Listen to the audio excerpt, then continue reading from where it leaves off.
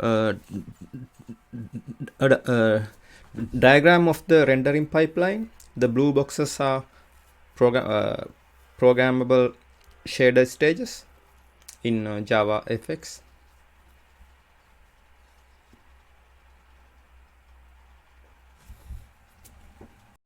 Diagram of the rendering pipeline. The blue boxes are programmable shader stages. The OpenGL rendering pipeline is initiated when you perform a rendering operation.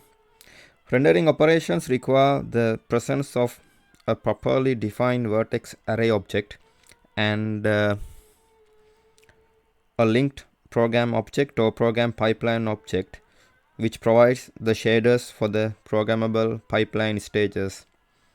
Once initiated, the pipeline operates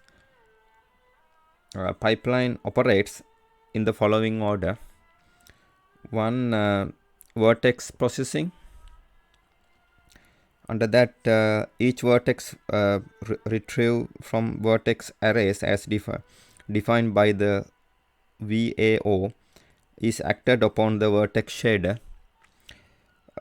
Each vertex in the stream is processed in turn into an output vertex. Then optional primitive tessellation stages and optional geometry shader primitive processing. The output is a sequence of primitives.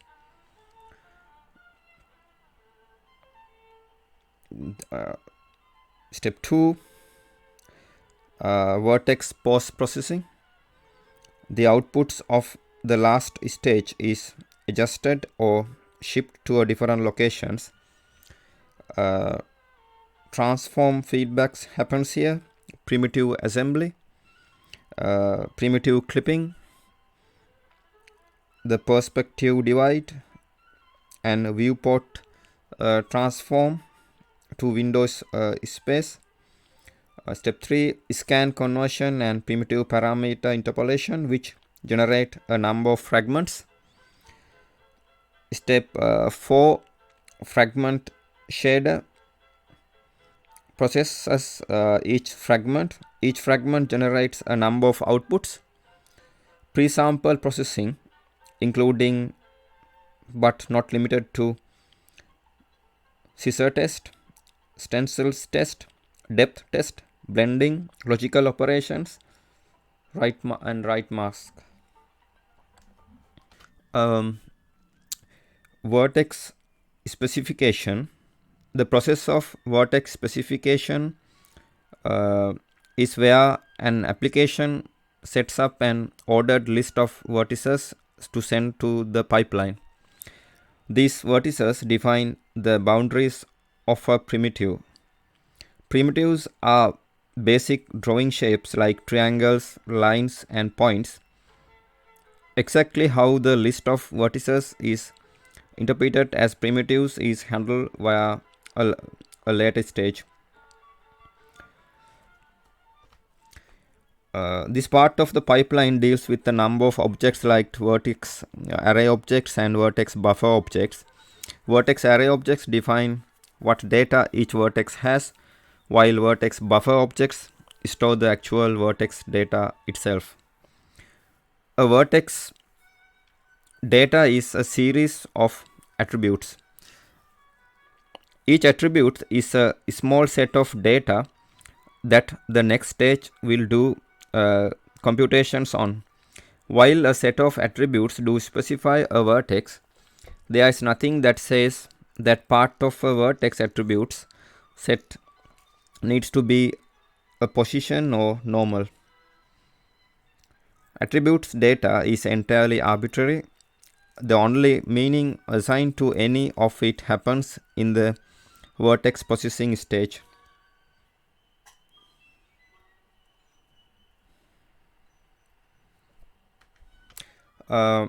vertex rendering, once the vertex data is properly specified, then it is rendered as a primitive via a drawing command. Vertex processing, what vertices fetch due to the prior vertex rendering stage begin, they are processing here. Vertex processing stages are almost all programmable operations. This allows user to code to customize the way vertices are processed. Each stage represent different kinds of shade operations. Many of these stages are optional. Vertex shader. Vertex shaders perform basic processing of each individual vertex. Vertex shaders receive the attribute inputs from the vertex rendering and converts each incoming vertex into a single outgoing vertex based on an attribute arbitrary user-defined program. Vertex shaders can have user-defined outputs, but there is also a special output that represent the final position of the vertex. If there is no subsequent vertex processing stages, vertex shaders are expected to fill this position with the clip space position of the vertex for rendering purposes. One limitation on vertex processing is that each input vertex must map to a specific vertex output vertex, and because vertex shader invocations cannot share state between them, the input attributes to output vertex data mapping is one-to-one.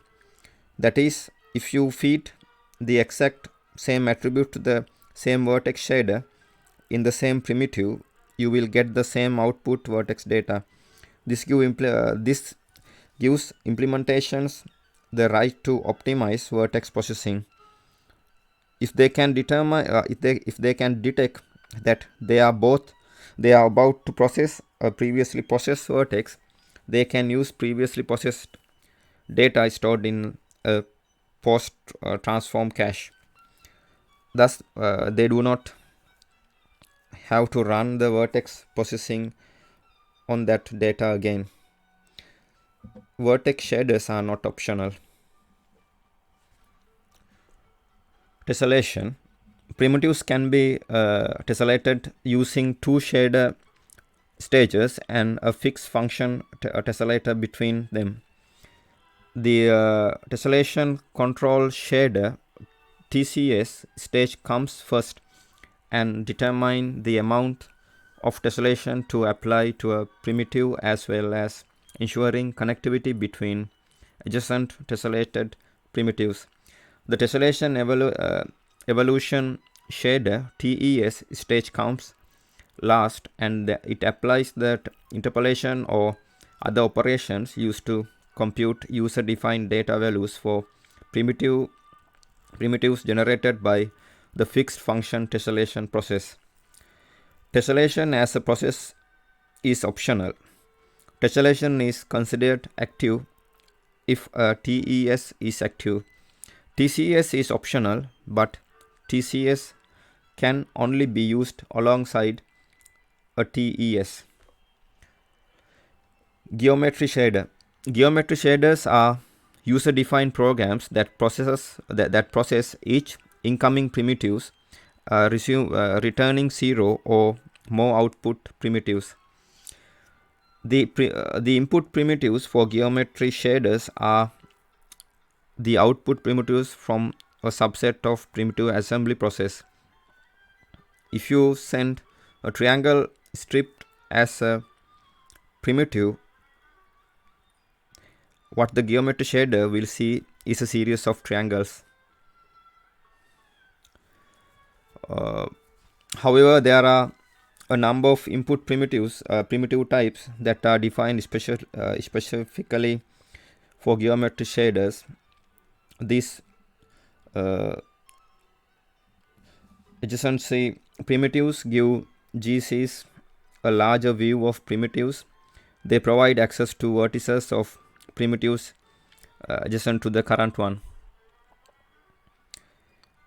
Output of a GS is 0 or more simple primitives, much like the output of primitives at assembly. The GS is able to remove primitives or tessellate them by outputting many primitives for a single input. GCS can also tinker with the vertex values themselves, either doing some of the work for vertex shader or just to interpolate the values when tessellating them. Geometry shaders can even convert primitives to a different types. Input points primitives can become triangles or lines can become points. Geometry shaders are optional.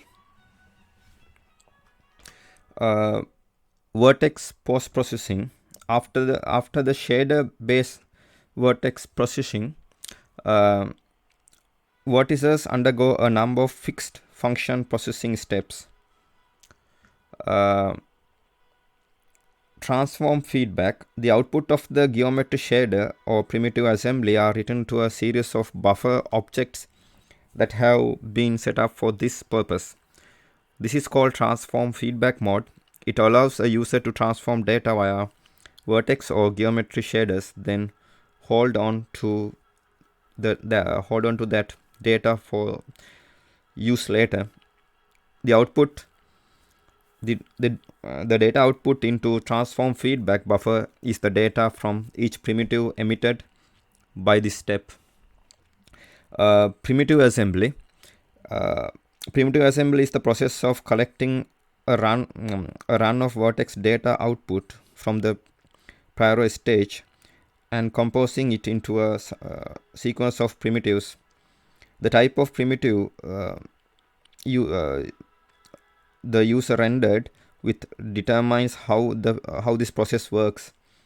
The output of this process is an ordered sequence of simple primitives, lines, points, or triangles.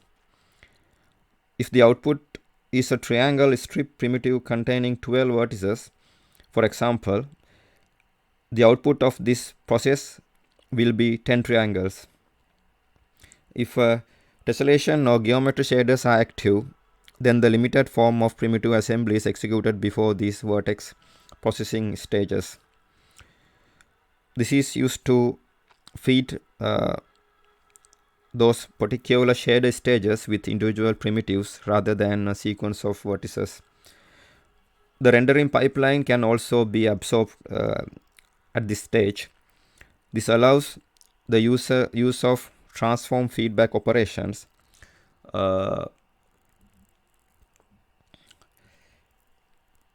without having to actually render something.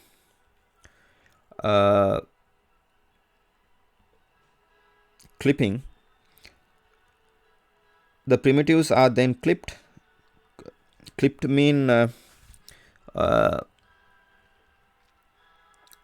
primitives that lie on the boundary between the inside of viewing volume and outside are split into several primitives, such that the entire primitive lies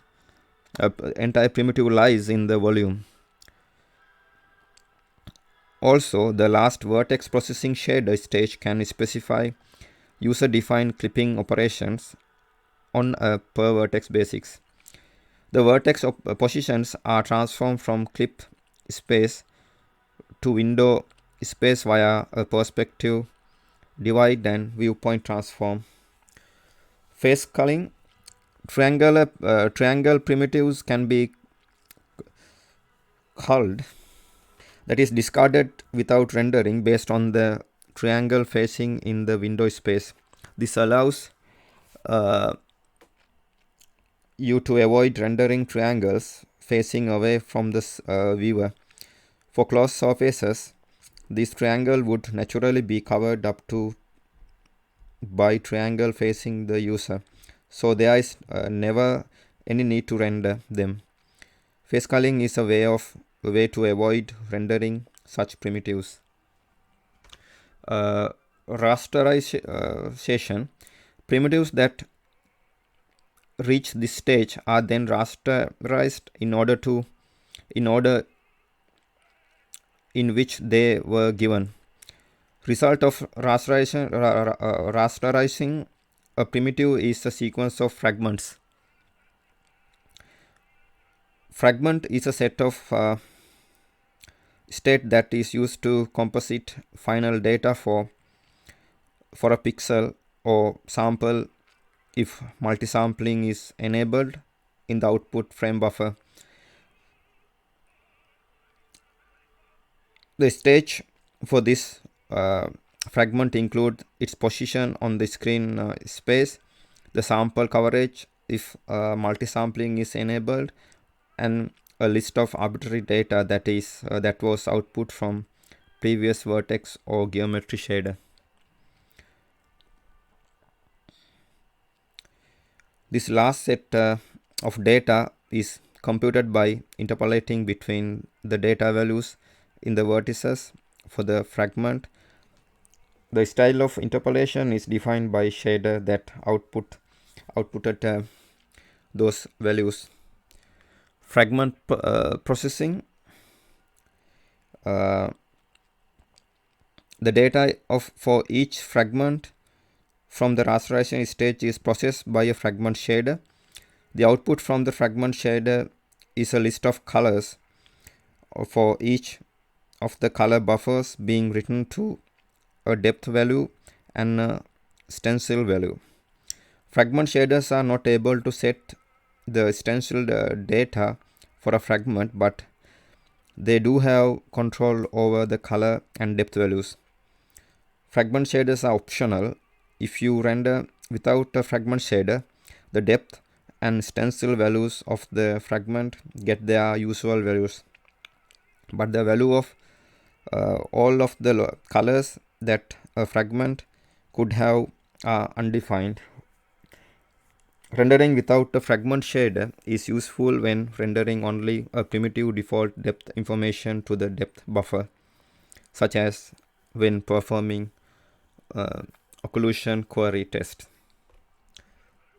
Pre-sample operations. A fragment data output from the fragment processor is then passed through a sequence of steps. First step is a sequence of culling test. If the test is active, the fragment fails the test. The underlying pixels samples are not updated usually. Many of these tests are only active if the user activates them. The tests are pixel ownership test, fails if the fragment's pixel is not owned by the OpenGL, if another window is overlapping with the GL window. Always passes when using a frame buffer object. Failure means that pixel contains undefined values. Scissor test. When enabled, the test fails if the fragment pixel lies outside of the specified triangle of the screen. Stencil test. When enabled, the test fails if the stencil value provided by the test does not compare as the user specified against the stencil value from the underlying sample in the stencil buffer.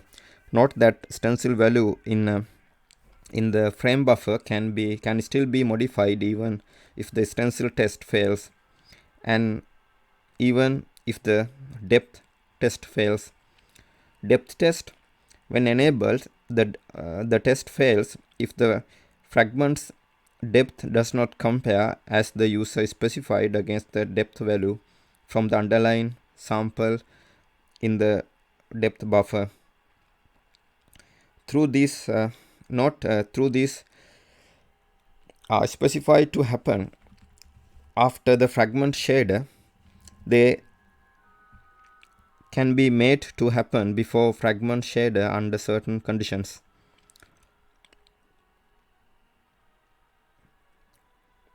If they happen before fragment shader, then any culling of the fragment will also prevent fragment shader from executing this, saving performance.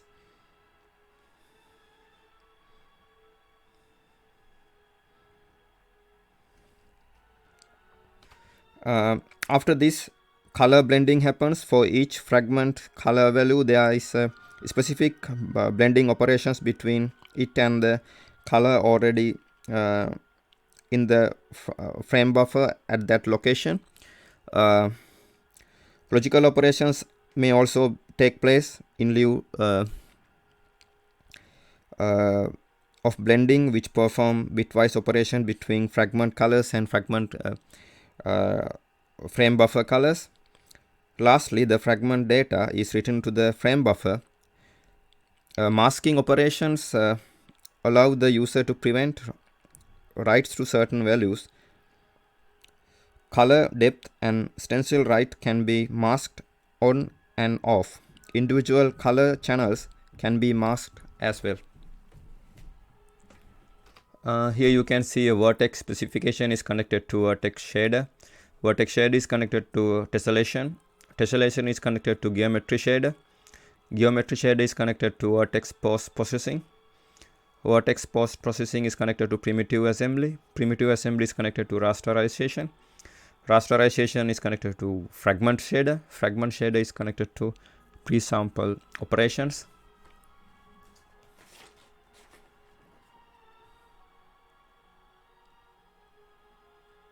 You can see programmable shade stages here: vertex shader, tessellation, geometry shader, and fragment shader.